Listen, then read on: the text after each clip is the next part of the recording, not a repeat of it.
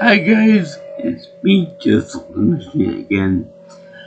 And for this video, I will be dedicating to Asian History Month in 2025. I should be talking about a very weird anime. And weird because of the subject matter involved in it. And that being the Apothecary Diaries, Season 1. And the reason why I find it so unique and so interesting is because it covers the part of world history that I find fascinating. And that being the ancient Chinese, I don't know what dynasty it is, just stay way beyond that. But the ancient Chinese culture behind concubines and the emperor's trust in that matter. It's quite fascinating that they would have a Japanese animation cover such a unique time of Chinese history. And yeah, this is very easily the most mature anime that I've ever seen. In that it deals with concubines, croissants, and in the eunuchs. Eunuchs being the male servants that the emperor trusted with their female consorts and concubines and stuff. And the only reason why the emperor trusts these people with their female companions is because the eunuchs they are missing a few things that make a man a complete man. So yeah, they're neutered, if you will, to put bluntly. And yeah, it's just about concubines. But one girl in particular is the apothecary, which is basically a French term that means an old-fashioned pharmacist.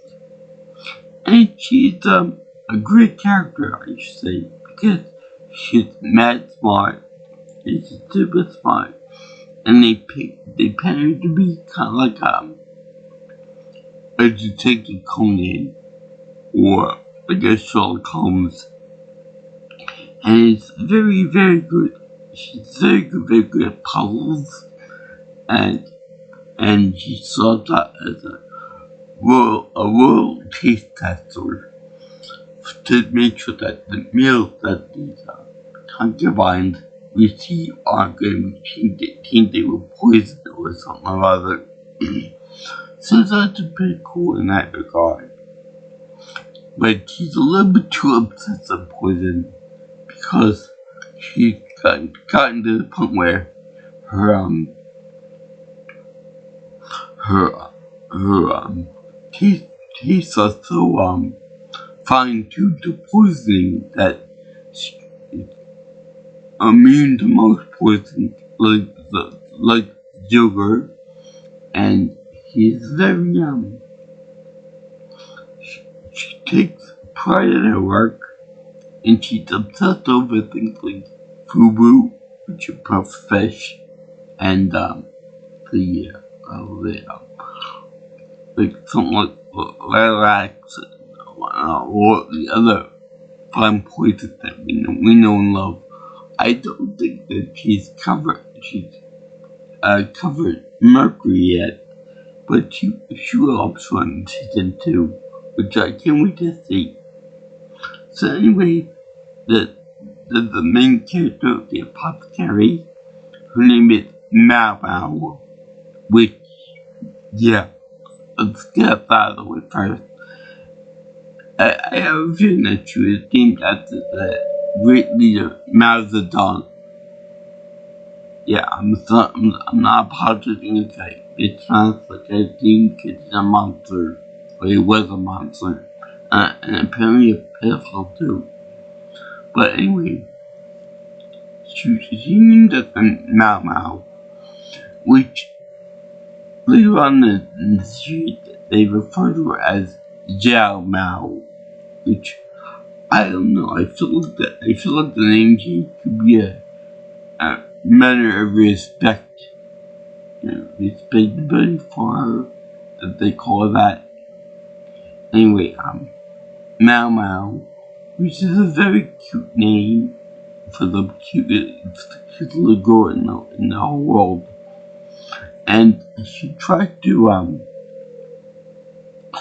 very smartly tries to make herself unattractive by installing little clay-based freckles into her being, so that no one tries to assault her. If they can't pay the concubine and the prostitute that she works with, they can't pay for that. They gotta go to her. So that's a very smart move for her. But on the same note, she's very stereotypically unattractive. Even though if she were of age, I would date her myself. She's small, blue hair, and she's very petite. If that's my drift. In fact, she makes many mentions of the fact that she doesn't have the fruit that her sisters have. So you can tell by the way I just said that she's her comrades are kind of buxom. If you ask me, too much so to pass for a Chinese lady. But that's beside the point. And also the fact that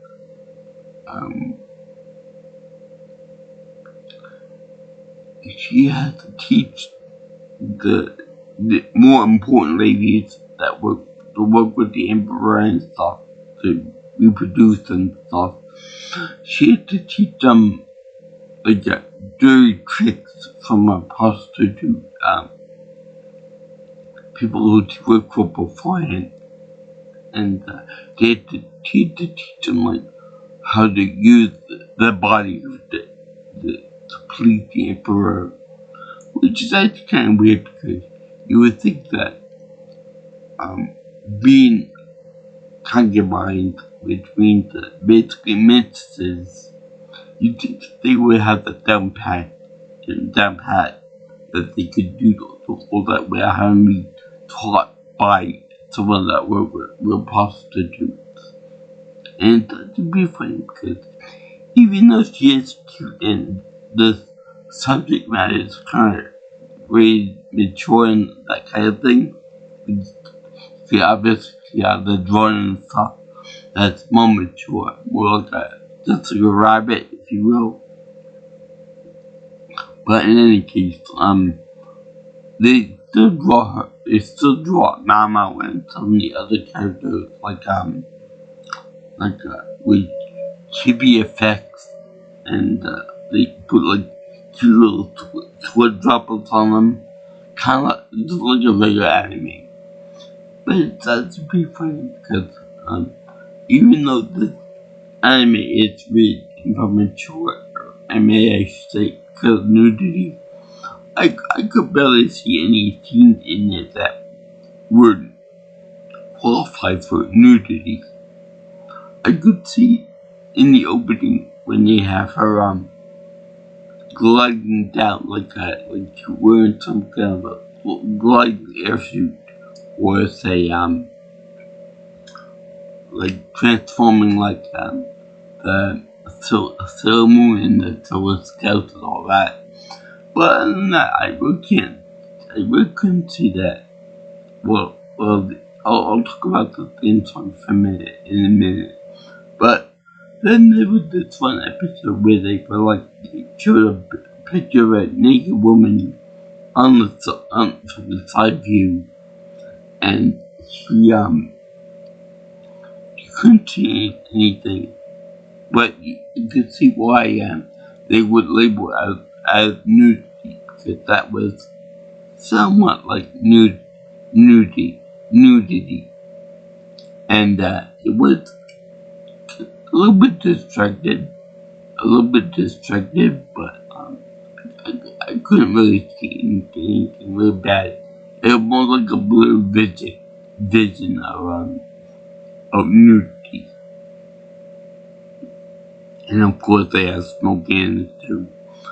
But yeah, she's mad smart, likes puzzles, likes to figure stuff out, and the thing I like about this show is that when she solves one little mystery per episode, sometimes they carry it over to the next episode, and then from the next episode after that, and it becomes like bigger and grander at that point. So it's actually pretty nice. Kids will be able to follow it pretty easily. I still can't believe that they would have like a nudity warning, and it's a very interesting subject about like movies and bodies and that kind of thing. But then they go into like all the anime cuteness that you would come to know and love, and they also have Master Jinchi, which is an Enoch.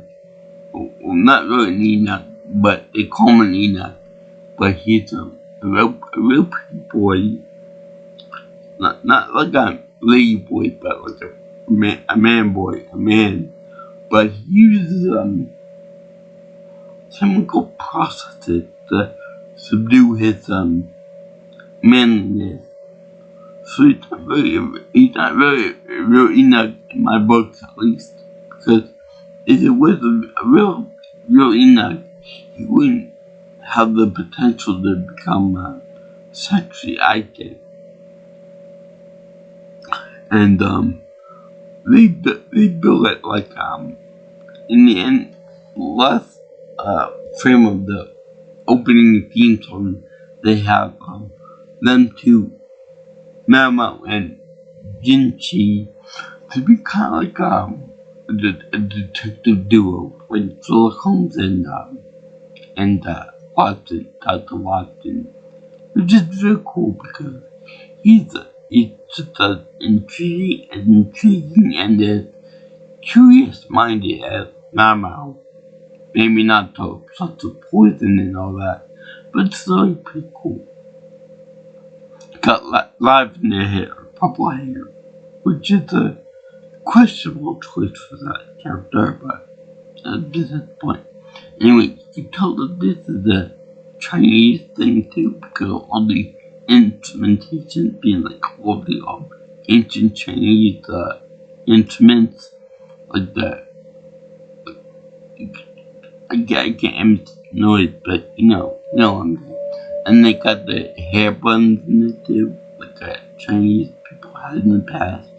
They had Chinese garb and outfits like what they had in the past. Mama looks great when she puts on the Chinese ornamentation in her hair, and so do the other women too. And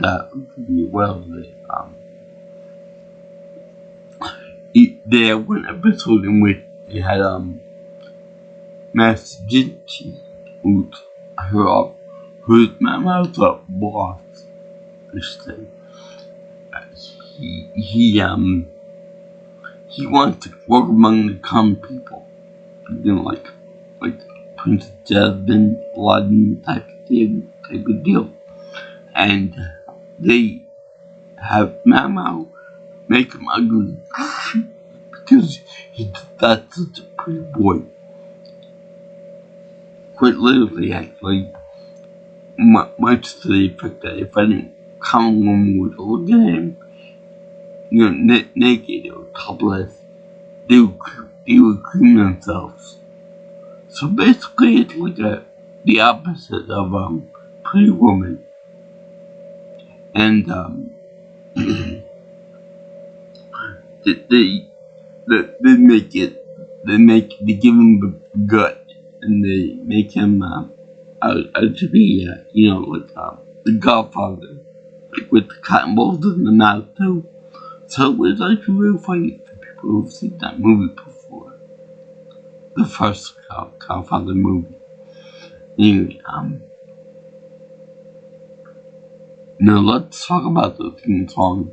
You told me where they changed, I think like halfway through the first season, which is like 24 episodes. I don't like Netflix does that, but anyway, they switched it up. At first I didn't like it too much, but then I get used to it. It sounded more like a smooth jazz type of thing. Maybe that might be in the ending part. But anyway, they have a thing in the beginning that sounds a lot like Shakira singing the song. And I can't really tell if they're singing in Japanese or Chinese.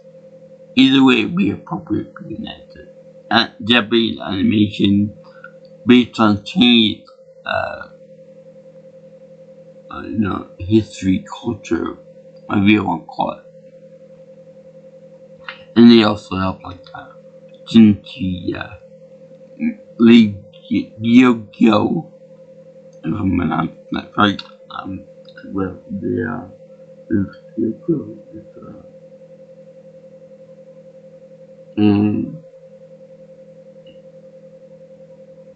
I can't think of it for health company, but you guys get the idea.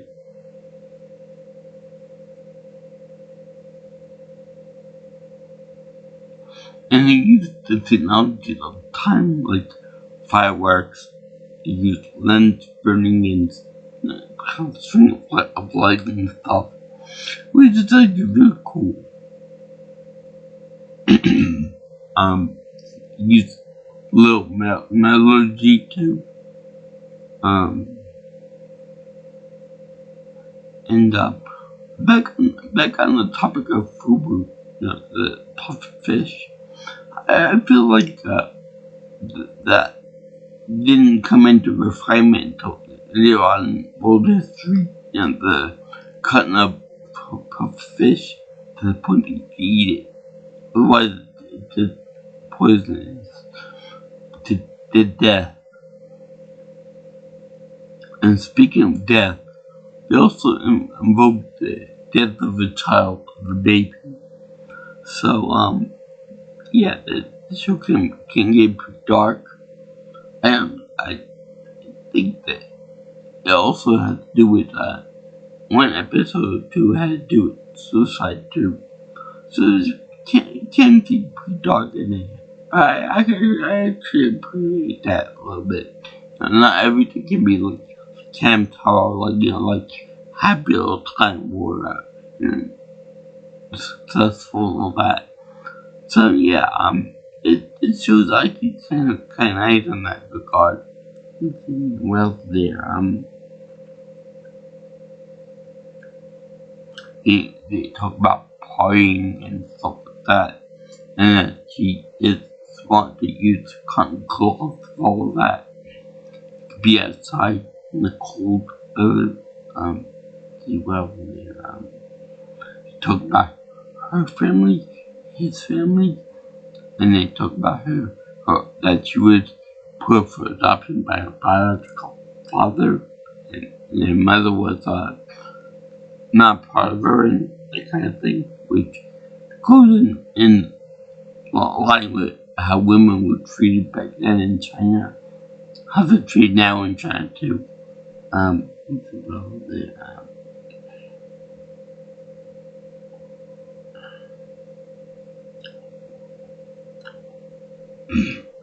But let me make a prediction here. I have a feeling that future episodes of this show, they're gonna make it so that Master Jinchi drops the whole thing, and then becomes a full man again, and then goes out with Mau because in the last episode they showed that he's actually gonna he's curing off from to help him out with a wound that he got from charging into the palace. And one of the sections of the palace to warn a guy as he was in chandelier dropped on him. So that was the kind of epic. It was also epic that one of the guards ended up when they giving him a punch in the face. So that was uncool. But it was kind of in line with what they had with women back then. And it was like pretty nice. I also would like to see the mysterious emperor. They were talking to him that he had certain tastes in women, he had certain tastes in foods, and he had certain likes in bed and all that. But they never actually show him, which is kind of a disappointment. But you want to see a relief to all this mystery. And look at you. She would be her own father in chess, which is real funny because he can't really see people in their faces except for Mama because it's his daughter. But the thing is that he always sees their faces as gold pieces, just blood slates, which is what kind of misogynistic if you think about it, because a woman should be more than just her body, face, her voice, and whatever. But he just sees them as blank tile pieces. Now, this is also kind of funny because it really reminded me of that episode of Family Guy in which he had to play like a guy that draws criminal faces and all that. So when he had to draw the Chinese guy, they had him with a round face with basic features and stuff. And it reminded me of that for some reason. Even though the people don't have any faces according to him, I guess it must be some kind of a psychological issues that the guy had. He can't see anyone's face except his own daughter. But it's kind of weird. He's so obsessed with the game chess or Go that he can't see anybody else but those pieces. Kind of reminds me of the Queen's Gambit TV show from Netflix. Anyway, there's that and the misogyny part. It's fun that you can only see women and men from the waist down, from the neck down, I mean. So you only get to see like the body of the women, the very, very courageous women. And it's really quite funny actually, being kind of on the racist side and the misogynist side too. But anyway, yeah, I like the show. Look forward to hearing more of the wonderful music. I look forward to hearing more about Zhao Mao and who'll lead and I love it when they take baths with Mama. They don't actually show anything, but they cover it up without bubbles and suds and stuff. Kinda like Ichi and where they show up, where they kind of tease sexuality and all that. So yeah, it's kind of funny the way you do that.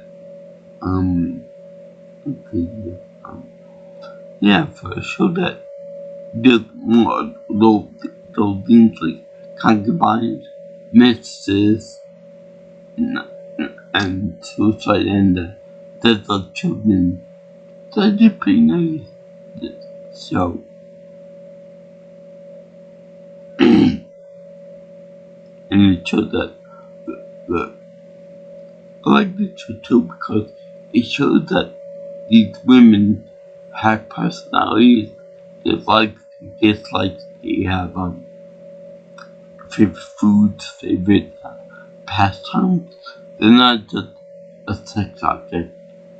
They're not just there for pounding and that's it. I'm talking about sex here. It's not just there for the good looks and stuff. Although some more than others. But I like the comedy too. With Manuel was talking about the fruit of a woman's body and all that.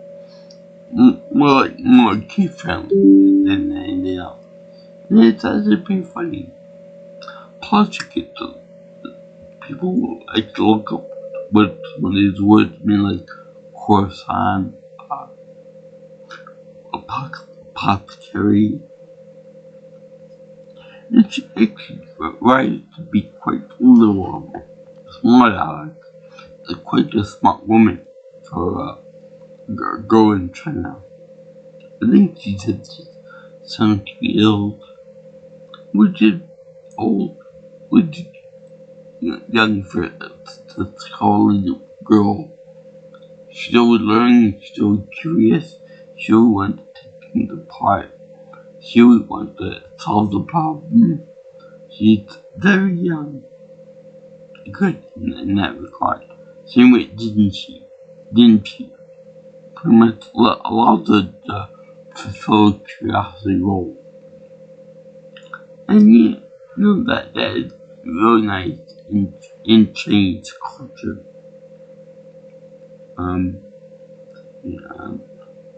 There's I like when she first goes to the Jade Palace, the Jade Pavilion, in back of the place, the pleasure area of the Emperor's concubines. At first they don't like her, but then she helps them out, and then they do like her, and then they help her out, and that kind of thing. So please, you scratch my back, I scratch your back. Yeah, I can't wait to see everything. She reminds me of two of the characters from listed in Dungeon. Genchi, Senchi is the dwarf guy, and the little guy that likes doing puzzles. I can't think of the name offhand, but she's like that. She's always solving problems, doing stuff with her hands, being the big brain of the bunch. So that she's actually a breath of fresh air to some characters. I mean, not pretty cute face. And so, I thank you for watching my video on the first season of the Apothecary Diaries. It kind of remind me of a series of stories that will continue on and on and on, but like the diary should. It's quite nice. Very, very cheerful, very happy, very show. And you have Jinchi and the other men in there with just as much expression and comedy and efficiency as the girls, the women. And yet, they do have Mao and the other women have like different skin lesions. They do try to make them unattractive when they have to. And they took the photos of like too much white face paint. I think it was flooded stuff. And that's what I think led to the baby death. Which, again, is really hard for an animation like that. But Kiss Restaurant, you can't have everything, you know. That stuff really did happen back then. And it's not actual people itself, more like based on people in fact from the past. So that was real creative of them to do that.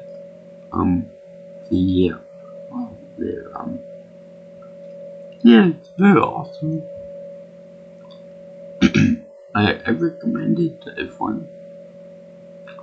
And I did this for Asian History Month because it's Japanese animation and it's also Chinese history culture. So it's like a two-fold attack, which is like really awesome for fans of both anime and Chinese culture. But they look like anime girls. They don't look at all like Chinese people in real life, which is a shame. Let's see, yeah. So, I did this for Asian History Month in the year 2025.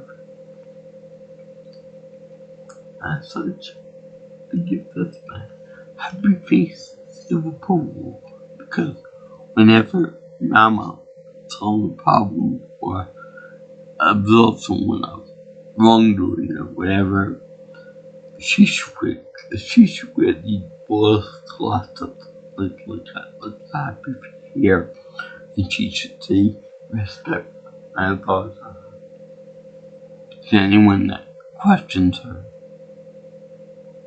Very smart, always thinking like and make her a version of Batman. Anyway, if you guys like what you see here and you want to see more of my videos, you can always like, comment, share, and subscribe to my channel. You can also call me or text me for any future information on my future stuff.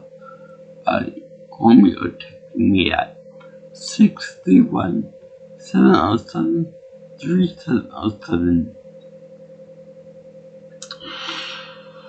Or you can follow me on Twitter or X if you prefer at PMailstonPro. Also, my email is jjsviewingchannel@gmail.com. So, salute all you pharmacists out there. Feel free to think about that. My dad had a friend named Biker Bob, and he used to call him the pharmacist. I have no idea why, but he used to call him pharmacist. That wasn't even his job. He wasn't really a pharmacist. He worked at CVS or Walmart or anything like that, but just the pharmacist. Biker Bob. So anyway, I salute all you guys who like this show, anime in just more, not other stuff too. Well, wait, when I get done with watching Delicious in Dungeon, that's the next one that came up in my feed, in my suggestion box. So I guess it was a pretty good deal that I saw Delicious in Dungeon, and then I saw this one right after that. So it was pretty cool. And peace out, my brothers and sisters. I'll see you in the next video. All you girls and guys into land. Sayonara, Avia-san. Aloha.